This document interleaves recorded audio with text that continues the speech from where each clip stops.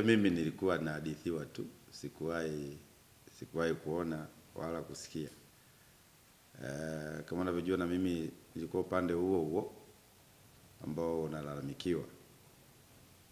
Kwa maana niliwahi kugombea nikiwa upande wa CCM, lakini kwenye kura ya maoni tu, sikuwahi kugombea uchaguzi wa dola. Kwa hiyo hii ndio mara ya kwanza naingia kwenye uchaguzi wa dola. Nikiwa natokea upande wa pili, sio kule nilikozaliwa na nilikokulia.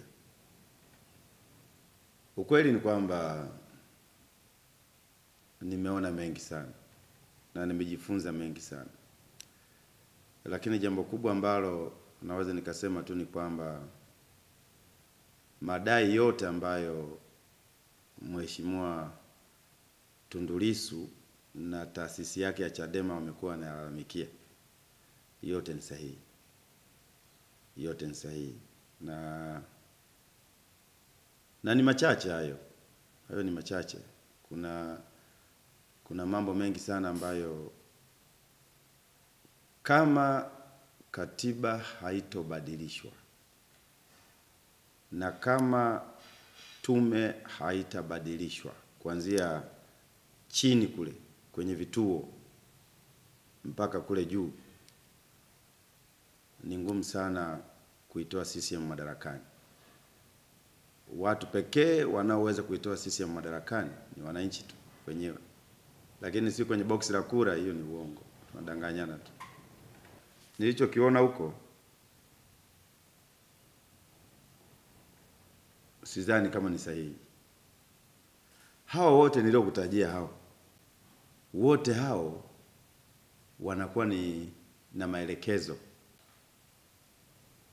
Ni ngumu kwamba eti hata kama ukishinda kwa 90% kama ambavyo mimi nilishinda katika jimbo la Mwibara, ni ngumu sana kukutangaza.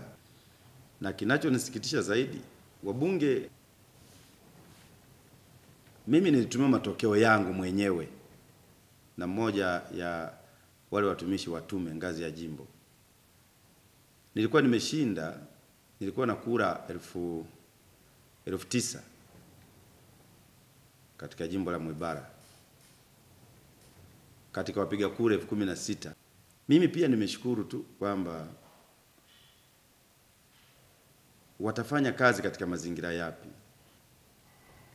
Yawezekana sisi ambao tulikuwa tuko sehemu ya kuitetea CCM, tulikuwa hatujaingia physically kwenye uwanja. Kwa hiyo hilo nalo wananchi pia kama mimi naomba msamaha, wanisamehe, kwa sababu sikuwahi kujua kwamba uchaguzi wa Tanzania unaendeshwa namna hii. Madai ya Tundu Lissu, narejea tena, madai ya Tundu Lissu na madai ya Chadema yote na madai ya wananchi wa Tanzania yote kwa ujumla wake yako sahihi. Yako sahihi. Na kwa kuwa nchini yetu sote, kwa nini hawataki kusikiliza malalamiko ya wananchi? Mwananchi anasema kwamba tubadilishe katiba. Mwananchi anasema kwamba tunatakiwa tubadilishe tume kuanzia chini kule mpaka kule juu. Kwa nini wanawakatalia? Wanawakatalia kwa sababu wanajua wakifanya hivyo CCM siku hiyo inaondoka madarakani. Sasa ni heri chama kiondoke madarakani kwa amani kuliko chama kiondolewe madarakani kwa vurugu na machafuko. Kwa saa nyingine haya matatizo yote ya nchi yetu yanaletwa na CCM tu, kwa sababu ya ukaidi wao na dharau zao, kwa sababu kiburi cha CCM kinatoka huko tu. Hawana kura tena kwa wananchi, hawana ushawishi kwa wananchi, hawana chochote kwa wananchi. Wanategemea. Na kwa nini wanadharau? Kwa nini wanakuwa na kiburi hawa CCM? Hivyo viburi vinatoka wapi? Kwa unakuta raia hana sehemu ya kukimbilia, raia hawana mtetezi, raia wakipata matatizo hawajui waende wapi. Kwa hiyo mimi nasema wakati mwingine haya matatizo yamesababishwa na CCM yenyewe. Na kama ni lawama, wa kwanza kulaumiwa ni CCM wenyewe.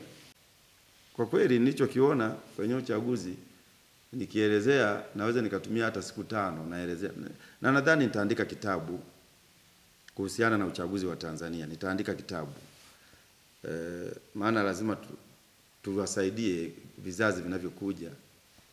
Kama taifa hatuwezi kuendelea kuishi namna hii, kwamba katiba yetu imetoa mwongozo na maelekezo kwa kila raia wa Tanzania kuweza kuheshimu sheria na taratibu za nchi. Sasa hizo sheria maana yake ni kwamba ukiwa CCM wewe upaswi kufuata sheria za nchi. Ukiwa nje ya CCM wewe ndio unapaswa kufuata sheria za nchi. Hiyo haiwezekani. Sheria au katiba ambayo ndio sheria mama inatuelekeza Watanzania wote tuheshimu taratibu na sheria za nchi.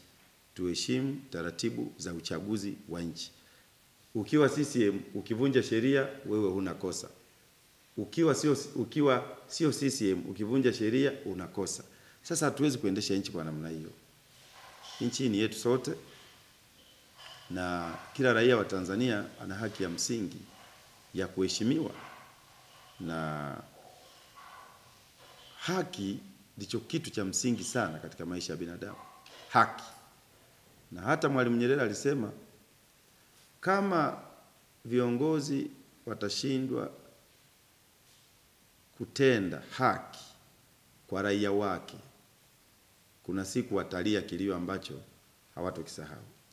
Na leo Tanzania ndio tumefika hapa, kwa sababu wananchi wanadai haki zao, hawajui waende wapi, hawajui wamwambie nani. Kila ukienda huku mara, yani nchi ilikuwa inaendeshwa nje kama hakuna utawala wa sheria.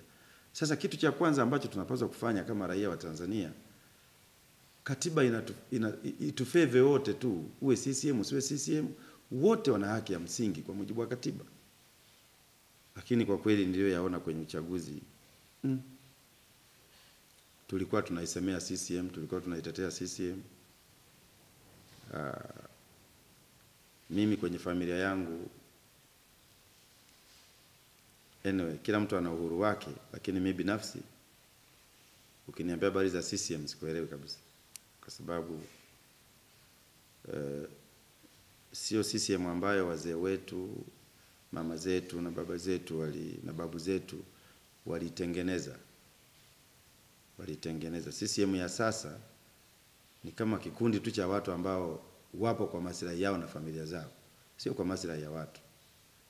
Rasilimali zote za nchi hii zinanufaisha watu wachache tu, lakini asilimia kubwa ya Watanzania wanalala njaa, wanakufa maskini, wanashindwa kupata hata mlo mmoja kwa siku. Kwa hiyo sometimes wananchi wanachoka, wanaona sasa wachache waishi vizuri, wachache tuishi kama mashetani. Sasa mimi nafikiri kwamba kwenye siasa za Tanzania tusipobadilika hatuwezi kwenda. Na mimi nasema watu watangulize mbele Utanzania na utaifa kwanza. Habari ya kusema CCM, ACT, Chadema, hivi vyama ndivyo vinatuingiza kwenye machafuko. Mimi nadhani kama raia, kama wananchi, tujaribu kuweka mbele maslahi ya taifa letu kwanza. Kwa sababu Kenya kulikuwa na KANU. KANU ndio iliyopigania uhuru wa Kenya. Lakini KANU ilikufa kule Kenya. Kenya ipo. KANU ilikufa, Kenya ipo. Kwa hiyo taifa ndio kitu cha msingi kuliko chama. Lakini Zambia kulikuwa na chama cha Kaunda kule, pigania uhuru wa Zambia. Kile chama kilikufa, Zambia ipo. Botswana pale tumeshuhudia mpinzani anaingia pale kama rais wa nchi. Sasa chama kile cha Botswana kilichowapa uhuru kimeshakufa. Kuna watu wanapaswa kuwajibika kutokana na matatizo yaliyotokea katika nchi yetu. Na wanaopaswa kuwajibika wa kwanza kabisa ni tume, kwenye ngazi ya kijiji, kwenye ngazi ya kata na kwenye ngazi ya wilaya. Wengine ni wakuu wa wilaya, wanatakiwa wajibike kabisa. Yani wanatakiwa washtakiwe kwa sababu na wao wameshiriki sana kuvuruga uchaguzi huu. Hawa wananchi ambao leo wengine hawajui watoto wao wako wapi, wamepotelea wapi. Lakini wabunge wameshaitana Dodoma bila hata aibu. Yani ndio ujue kwamba CCM aibu hawana. Yani pamoja na matatizo tunayopitia wameshaitana bungeni kama nchi tu tuliombea taifa letu. tuliombee taifa letu liwe salama, liwe na amani, na wale waliohusika kwa namna moja ama nyingine kuleta machafuko kutokana na uchaguzi wawajibishwe tu.